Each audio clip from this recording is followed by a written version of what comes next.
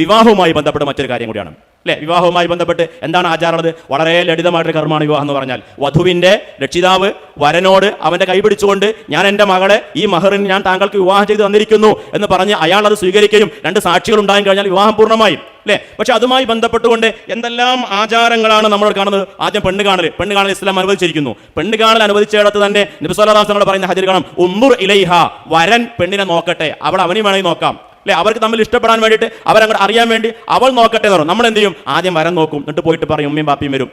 നമ്മുടെ നാട്ടിൽ ചില സമ്പ്രദായങ്ങളുണ്ട്, എല്ലാം മോശമാണെന്നല്ല ഞാൻ പറഞ്ഞത്. പക്ഷെ നമ്മൾ കുറച്ചൊക്കെ മിതത്വങ്ങൾ ഈ വിഷയങ്ങളൊക്കെ പാലിക്കണം. അത് കഴിഞ്ഞാൽ പിന്നെ പെണ്ണിന്റെ ചെറുക്കന്റെ പിന്നെ പെങ്ങന്മാർ വരും, അത് കഴിഞ്ഞ് വേറൊരു ടീം വരും. എന്നിട്ട് വരുമ്പോഴോ പലപ്പോഴും നമുക്കറിയാം പുതിയ സമ്പ്രദായം, ഏറ്റവും മികച്ച തരത്തിലുള്ള കൊട്ട എന്തായാലും പറയാം ബാസ്ക്കറ്റോ അതൊക്കെ വാങ്ങി അതിൽ പിന്നെ കൂമ്പാരക്കണക്കിന് അന്ന് മാർക്കറ്റിൽ ലഭ്യമാകുന്ന ഏതെല്ലാം തരത്തിലുള്ള മിഠായികളുണ്ടോ ലക്ഷക്കണക്കിന് രൂപ പൊടിച്ചുകൊണ്ട് ഇതൊക്കെ ചെയ്യുന്ന ആഭാസങ്ങൾ.